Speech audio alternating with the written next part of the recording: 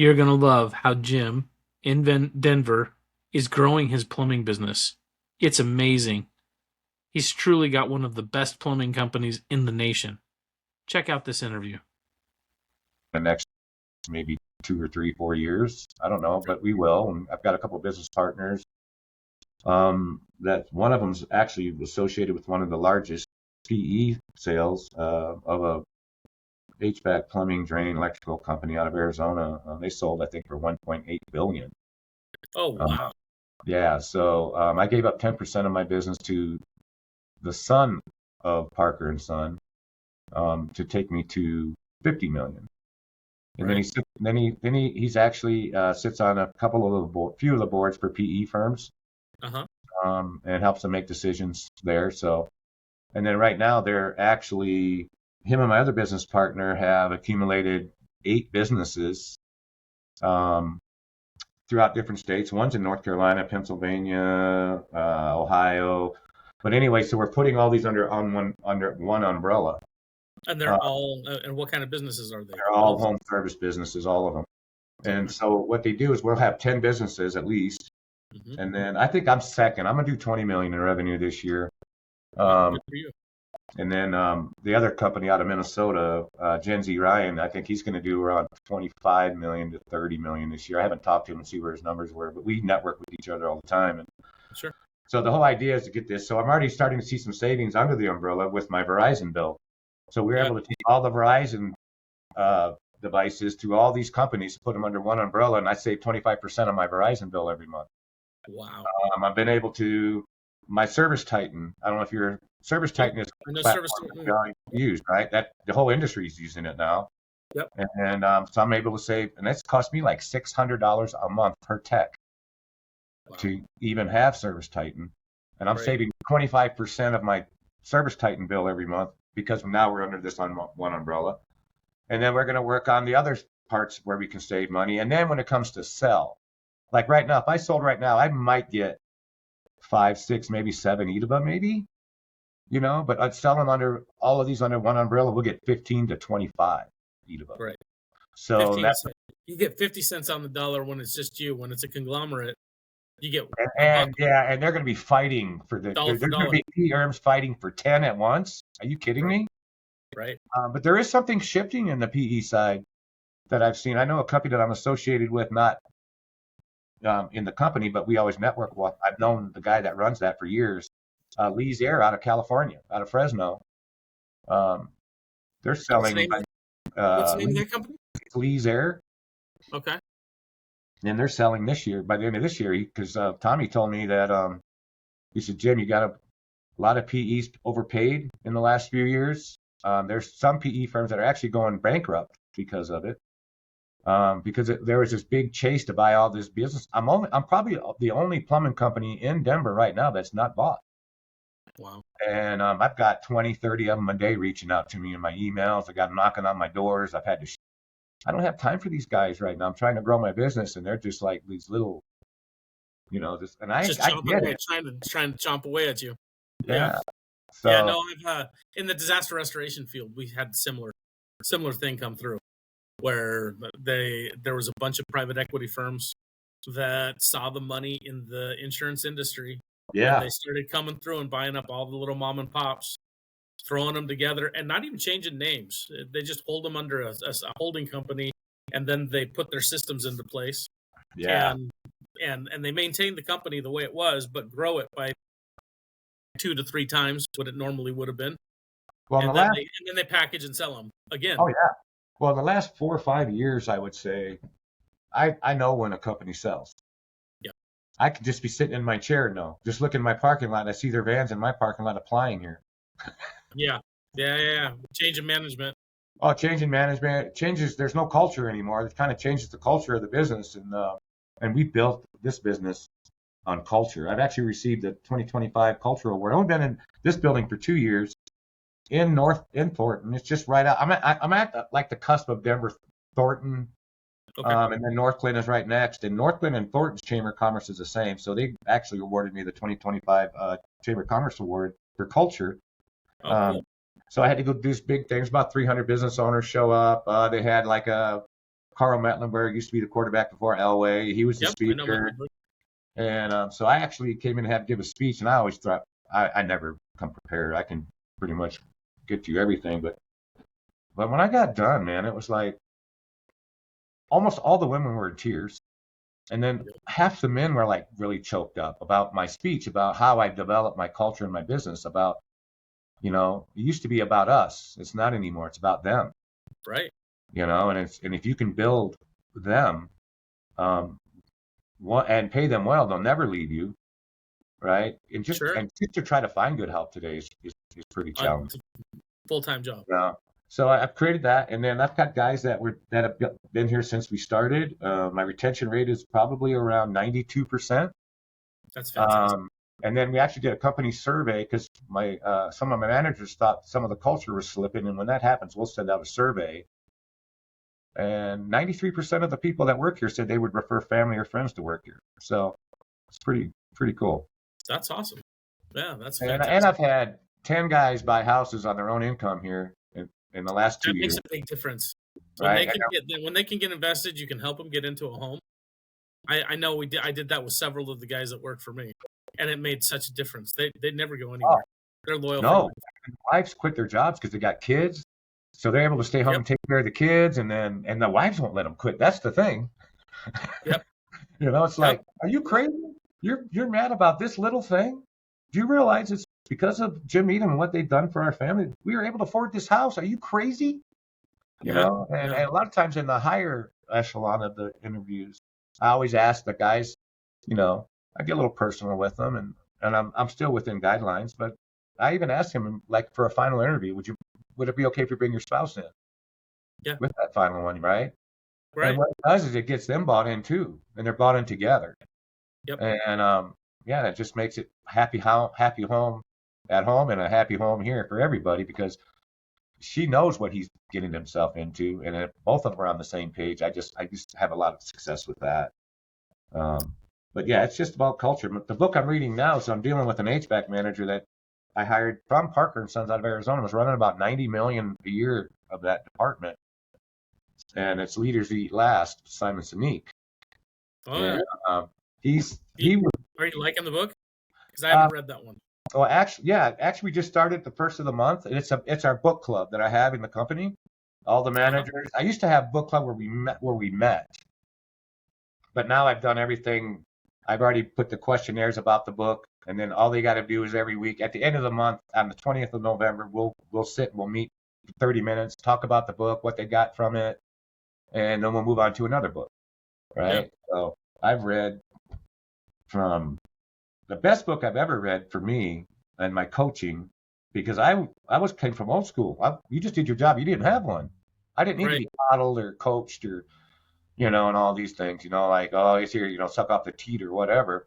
So getting to zero was the one that was the breaker for me, because I had a tendency not really listening to everybody. When they would talk, I was ready to respond or react, and I wasn't responding. I didn't fully listen to them. So I totally trained my thoughts on just focusing on them, not worrying about what I'm going to say, and fully listen to them. It was challenging for me because, like I say, it was ingrained in me as a kid. I worked my ass off, and and I get what I get.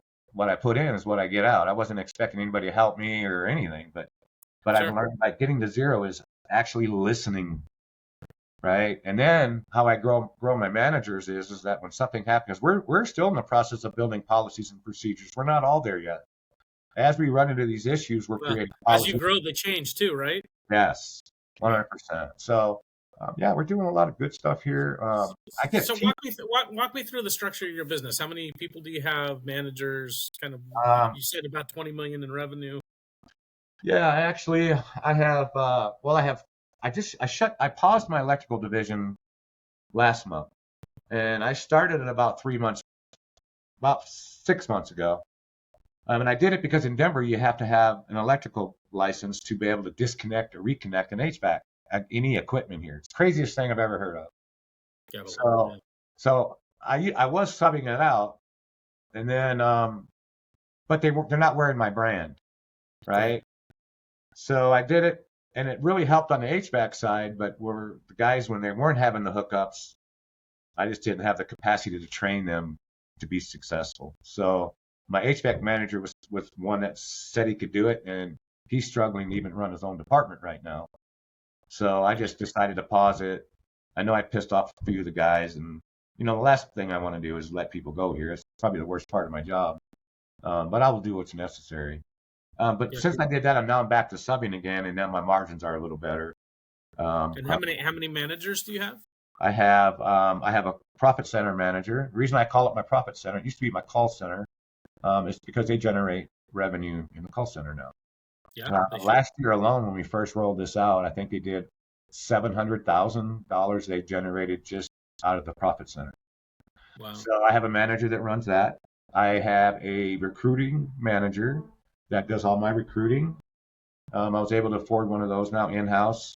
And then I have a accounting manager that runs my accounting department. I have a drain manager, plumbing department manager, an HVAC service manager, and an HVAC install manager.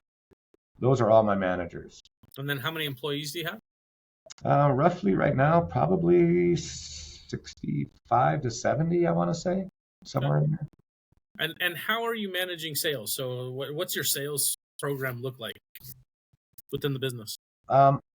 Well, there's a couple different things we do, but obviously we're a home service business, so we capitalize on demand. Obviously, somebody wakes up and no heat, no cool, or basement's flooding or whatever.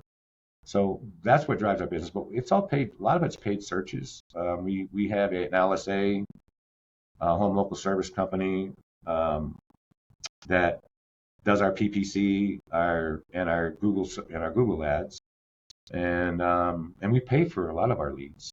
Yeah. I am struggling in drains a little bit, but those leads, just the acquisition cost for one drain call can cost me $700. Really? Yes, and I'm running 53 or free on TV right now. Right? Wow. Yeah, it's just crazy, the cost. That's pretty significant. Yeah, so now Is that because this is a new business that you're trying to establish and you're not getting a lot of referral, or there's other companies in town that managers inside our business and myself, we can reach out to. Like, there's a company, they'll reach out to me, hey Jim, are you slow with drains today? And I'd say, I'm slammed. And he'd say, okay, so something's off on my marketing. So we kind of feed off of one another, right? Hey Jim, how's your plumbing calls today? Yeah. I don't have any, man. How are you doing? He says, man, I'm slammed. So I already know that if he's slammed, then I could throw a few bucks here, a few bucks there, and make things happen within a couple of hours. Sure. So I do have a marketing manager that I've hired. She's been very, very good for us. And I also we have different GMBs or whatever you call them. I have one in Littleton. I have one in Longmont. I'm fixing to open one up in Boulder. I'm fixing to move my location in Littleton to another place in Littleton. And these are just for the searches, because usually when you Google something, and this is going to change too because of AI, because everybody's using Google search. But when somebody Googles something, it's always plumber near me, right, or something near me, right? So, right. And then if you're emergency service, or if you're at a 10-mile radius of that location, that you stand a chance to get, the first one to get your calls, especially if you're 4.9 rating over 5,000 reviews. We've really niched that market as being probably one of the best companies in town as far as reviews go. Sure. We average about 300 5-star reviews a month. And we're actually getting better and better and better with our reviews, because it's just one of the algorithms of Google in those searches. Yeah. Answering your reviews within 24 hours, your connectivity rate, when your phone rings inside your business, Google knows how many times that phone rings. If it's ringing on the third or fourth ring, you get dropped in connectivity rate. So if your connectivity rate is 90% or higher, that means we're answering 90% of our calls coming in. It's an algorithm in Google recognizes that and puts you at the top. So you're more aligned to get more calls than anybody else just because of that. Yeah. And And it's not just that; it's how you answer your 1-star reviews.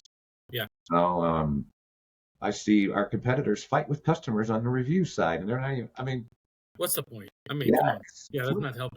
I used to answer all the reviews until they got to be so many. So now I have it AI. I have it AI integrated, but but it knows who I am. It knows how I talk and how I speak and all these things. So in those reviews, it would be like a 1-star would be, I'm sorry, Debbie, that we let you down. And it's not the way we do business normally, and I can't, and I'm truly, truly sorry that we felt short for you. If you would please call our office and just give us an opportunity to make this right for you, I'd be more than honored to do that. And then, yeah, that's how, 'cause I didn't realize a lot of these things because I was a tech, man. I was a technician 3.5 years ago, Yeah. and I got Physically working in the business. Well, we built it smart, right? Started it in a rental home, and then it was my wife, my son, who's a plumber. He's a plumber. I've been plumbing too. We're plumbers by trade. My dad was a plumber. I've been doing it since I was 12, and we started it there, and then we just did it smart. I'll be honest with you. I had $100,000 in the bank, and I went through the first 36,000, and we started making money, and we've been making money ever since. Perfect. And I'll do 20 million this year on a $36,000 investment. That's in revenue. Now my profits aren't there; they need to be a lot better, for sure. Right.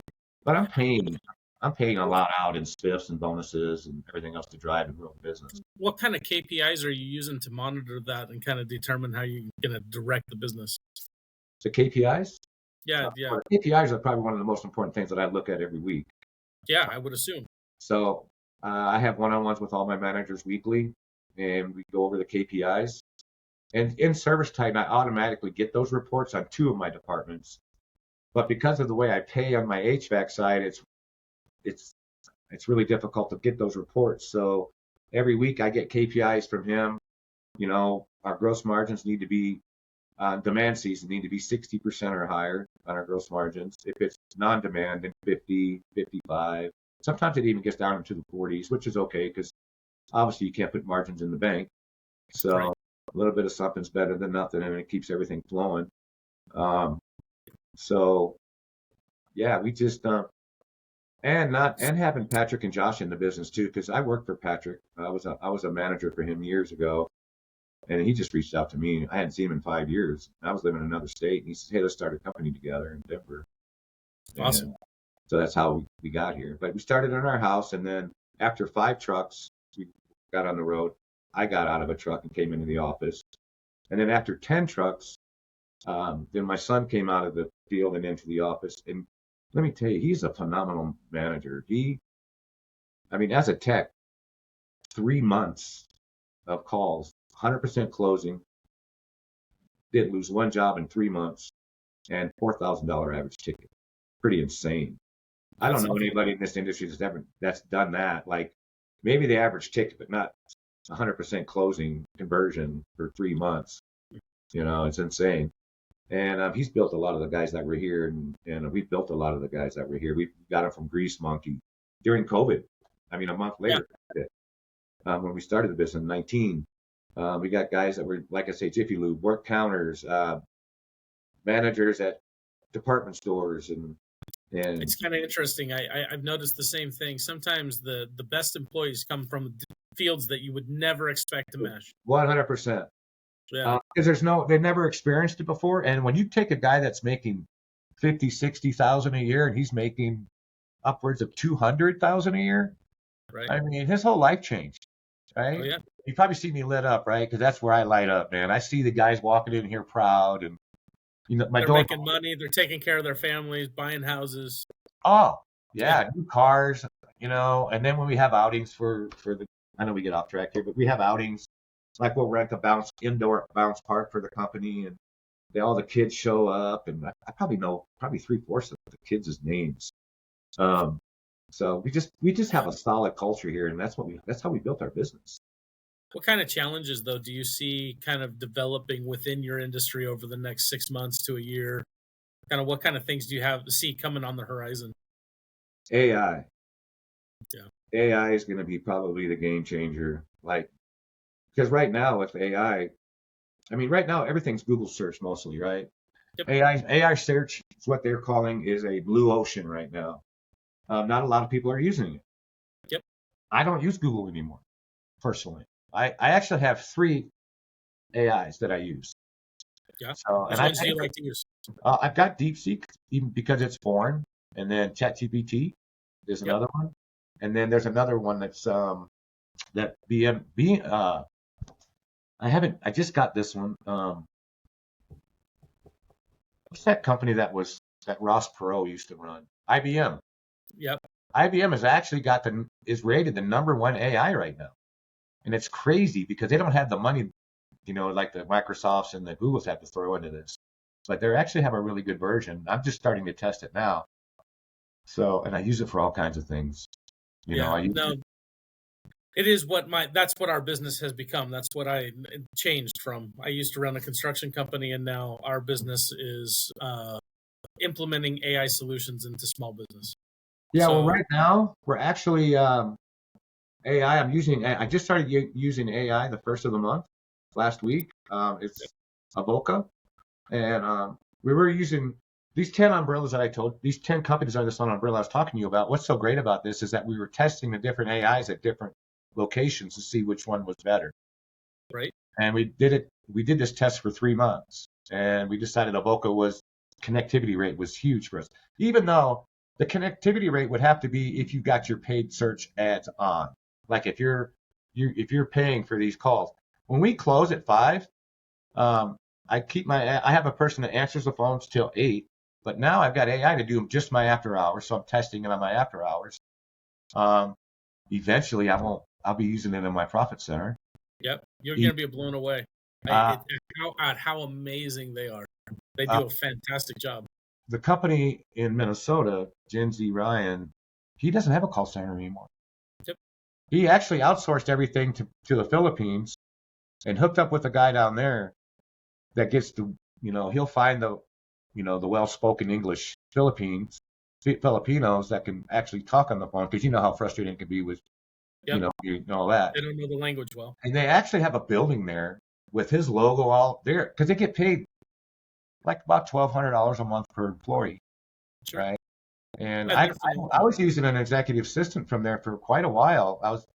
Cost me $5. I was paying her $300 a week for 50 hours, and she was handling my emails and my calendars. And and what's amazing about, because I source most of my people from Philippines as well, is they have a better knowledge of the new technology and a better touch and feel. They're more experienced. They've been so exposed to it over the past 5 years that they're ahead of the curve, especially when you try to hire from within the States. It's hard to find people that are as competent as they are. I know. It really is. Well, the whole thing is that there's not a lot of money in the Philippines. Let's get real. Right. $300 a week to them, or $1,200 a month for them. They're above the middle class. Oh yeah. What they would consider middle class. They're living really well on that amount of money, where obviously we couldn't. But he has a dispatcher over there. I think he's down to 2 people in his call center, and that's just if they need to speak to a human. Right. Right. And that somebody's there can actually pick up the call if it was a concern or whatever. But he used to have 14 people in his call center. He's down to 2. And he's told me he's saving, he was probably saving at least, some cases, half what he was spending here on that labor. And it sucks because, because I'm all about the people, but I'm also all about profits too.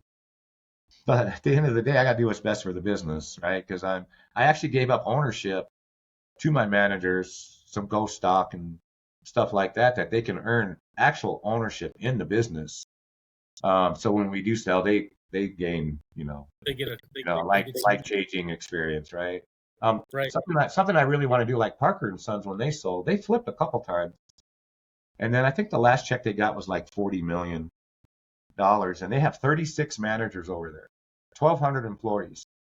And he calls his dad up. He goes, "Hey, Dad, the Wrench Group just popped the last check, $40 million. What do you want? Where do you want me to put it?" And he goes, "How many managers we got over there?" And he goes, 36. He says, "Let's just make them all millionaires." Wow. Right?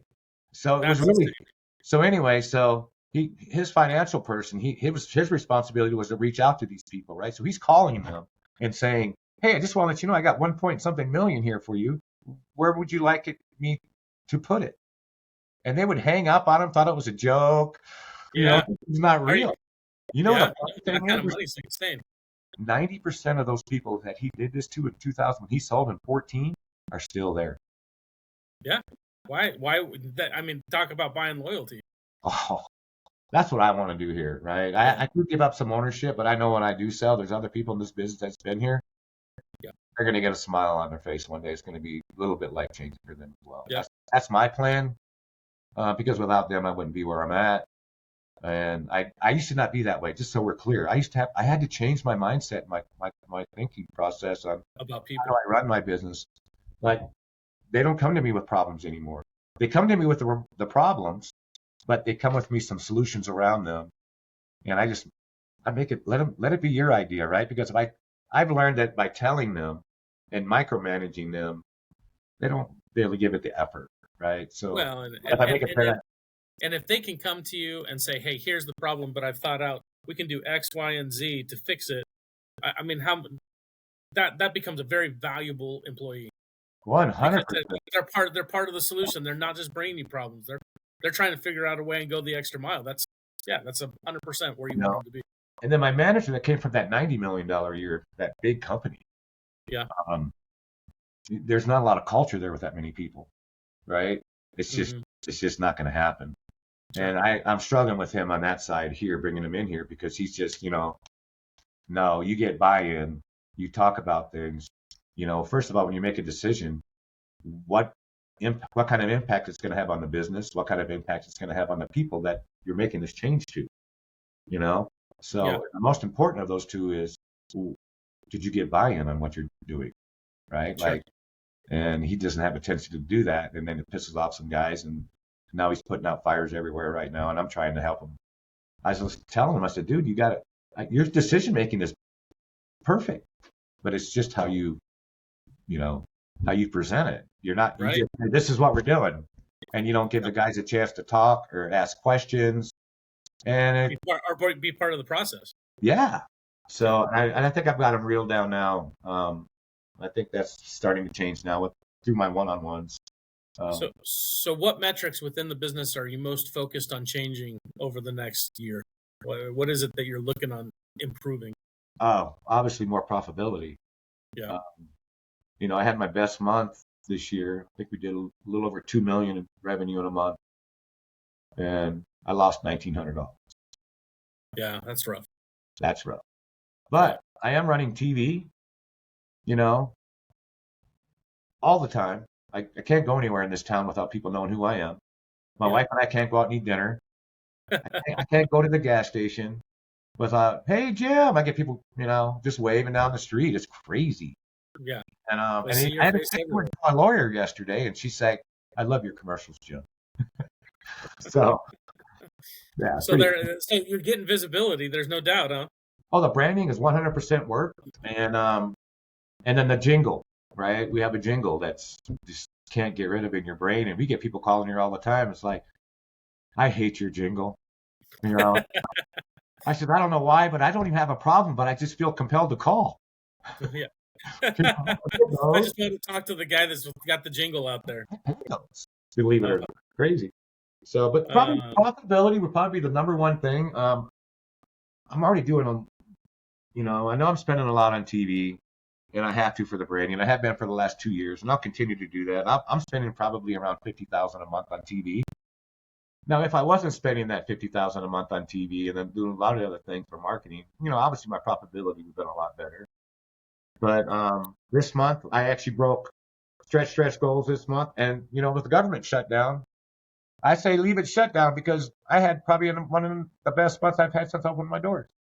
Really? Oh, yeah. Why do you think that was? I don't know. I think when you think about the shutdown, though, there's really only 25% of the government that's actually shut down, because they can't shut it all down because they have to operate some stuff. But I don't know. I don't know what it was. I don't think it's affected things here in Denver as much as it has maybe other areas. I don't know. I can't really put my finger on it. I don't know. Well, if you were to look at your business and you were to try to figure out something that, or to point to one thing that you saw that needed to change within the business, other than profitability, we talked about that a little bit. What do you think that would be? If you could swing the magic wand and change something within the business. My drain division. What's that? My drain divisions. Okay. I What's am going on in that division that you specifically want to change? more calls. Yeah. And I'm not generating enough calls on my drains. Somebody's getting them, right? So I did a lot of research on that with marketing and stuff. The thing about it is that with drains, it doesn't drive the TV doesn't drive demand a whole lot, right? I mean, people aren't just waiting around for my commercial to pop up and say, "Hey, call these guys because sewer's backed up."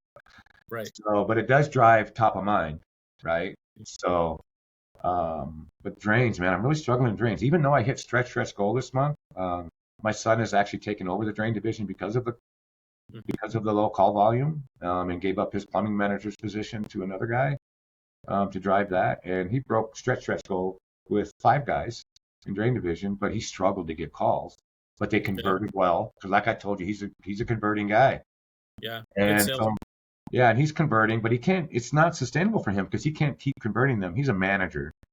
Yeah. Right? He doesn't need to be in the field helping convert the little bit of calls that we're getting on drains. I am slammed in HVAC service. I'm slammed everywhere. And I even did some chat GPT and asking them, why am I not getting the drain calls and I'm getting all these other calls? And it's giving me some ideas. And that's why I use 3, because I feed off all 3. Funny thing is, I did all 3 this morning and they all gave me the end result the same. It's kind of crazy. Really? Yeah, and I manipulated it and everything, changed the wording. I've gotten really good at manipulating the AI. Right. And I can really piss AI off.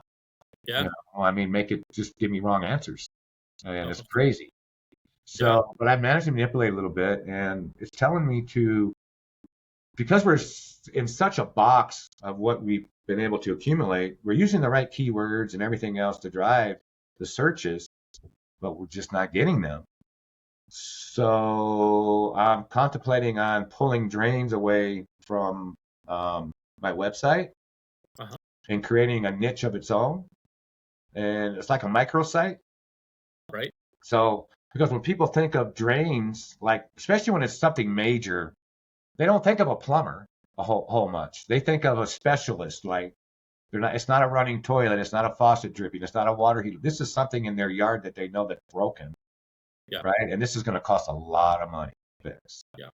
So, but we do like second free opinions and stuff. We'll capitalize on those. But yeah, I'm really struggling to get those calls, and I just don't know what the hell to do.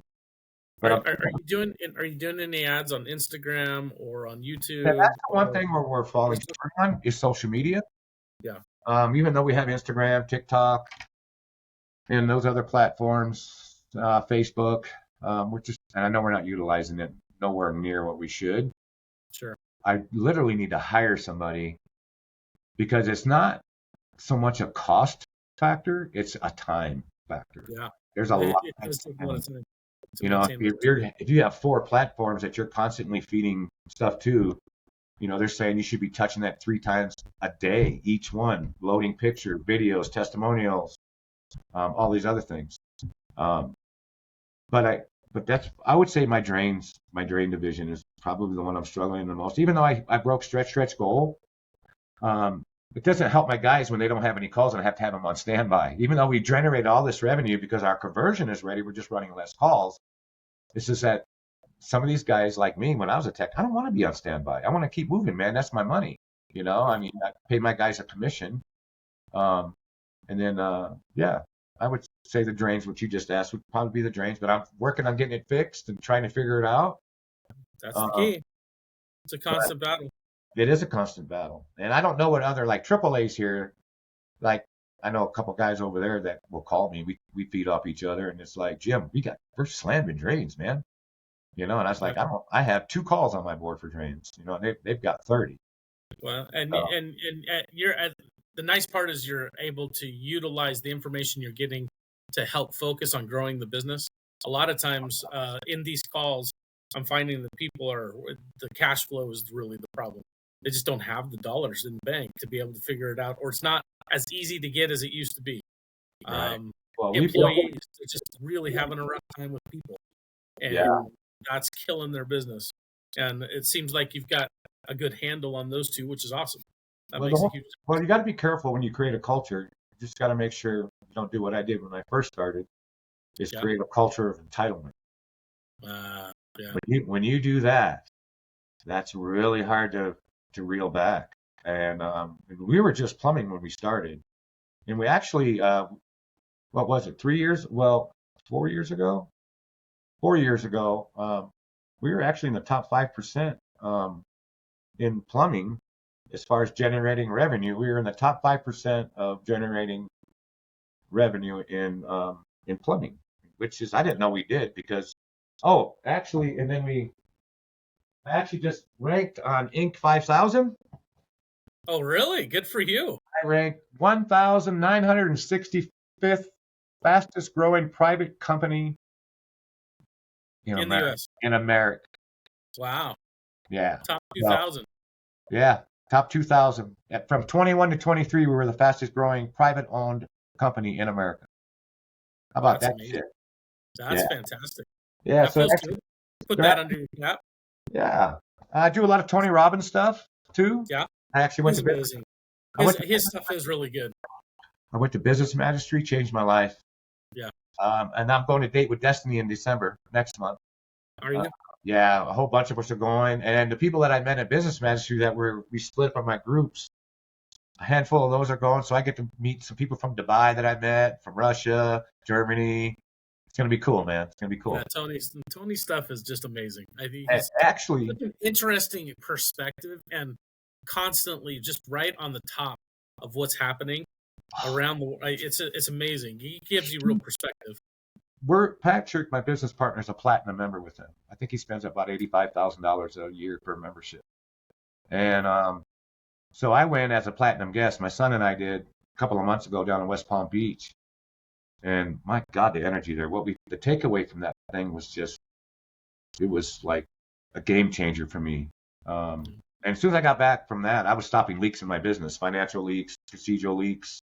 Now I have a roundtable every once a week. Today, actually, I had to go to a dental emergency. I couldn't make it, but I have all my managers get together. We get to a roundtable, and they come to the roundtable with leaks in their department. What leaks do you have in your department? And we all talk about how the best way to fix them without obviously the number one thing is disrupting the culture here. But I've got a bunch of great people here. I just do, and I'm really blessed that way. And building a good team is what it's all about. You said now you were at 20 million this year, and you're shooting right around 20. With your partnership, you're trying to hit 50. Is that the goal 50. over the next couple of years? Mm-hmm. Wow, fantastic. Yeah, we can. When we started, it was just my son and I. I think we did 90,000 in November and December. Well, December, and then that very next year we did 4 million. Then we doubled it to 8 million the next year, and then we brought on HVAC. I've been struggling with HVAC for the last 3 years, not making any money, just getting by with it. Hired this high energy manager out of Arizona that was running 90 million, and he's just not the guy he's just not who I thought he was, I guess. But I love him and his family. I mean, I flew him and his wife out here. Yeah. And I asked him, I said, why did you give up a $500,000 a year salary to come here? Yeah. Even though there was ownership offered, but it had to be earned. And he goes, Jim, it was you. I go, what do you mean? I really thought you weren't coming because your wife took over the whole dinner. And I already knew that her whole support system was in Arizona, her mom, her sisters, and all of it. There's no way that you guys are coming here. That's what I took away from the dinner. And but he said, no, it was you. I said, what do you mean? He goes, Jim. He says, you're just a true guy, man. You really truly care about people. And I work for a company where we don't have that, you know, and to actually offer me ownership of maybe 5%. To earn, you know, I'm 45 years old. Who's going to give me that in a lifetime? Yeah. So he came here not realizing, I think, but I think that I had to put him on a PIP last month, and this month we finished so strong this month that I'm probably going to end up keeping him for sure. You know, good. Yeah, it's found the key to what turned his buttons or turned his flip the switch and Yeah. make it a real profit center? Oh my God, man, you have no idea. And then when I had my culture award, I got all these businesses reaching out to me going, Jim, how did you do it? What are you doing? I go, Yeah.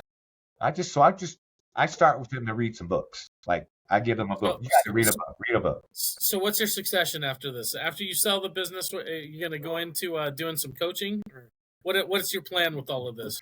No, and even though I'm really good at it, Yeah. I really am. And my son is like, I aspire to be like him, and some of the training that I see him do is just phenomenal. How the buy-in and the culture he's built with the guys, and I mean, he'll call you out too.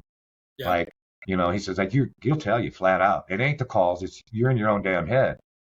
Yeah. So he'll have a one-on-one with them, and the next thing you know, they'll leave that one-on-one, run their first call, and it's 5, 6, 7, 8, 9, 10K. I guarantee you, he learned that from his pops.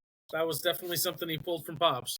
Well, he may improve on it, change it, throw his own little spin on it, but yeah, that's one thing you did tell me though. He says, Dad, I know we didn't have a lot growing up, but I know you didn't have a lot growing up, and I know you did everything you could do to provide for us, and I did. I gave them my kids stuff that I could never have, and I think I messed up a little bit, went a little too far with it.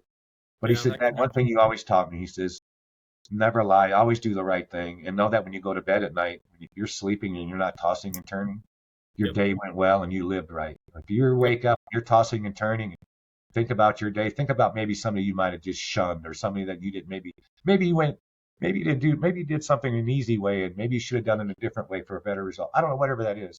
But him and I are on the same page. We do not want one ill-gotten dollar ever brought into our business. I get it all the time in my reviews too, sometimes. Yeah. Jim's a little pricey, but it's well worth it. And that's the kind of people that I want to do business with. Know that I'm not cheap. Yep. Right? Know that they're paying for value, and I stand behind that value, and I live it every single day. And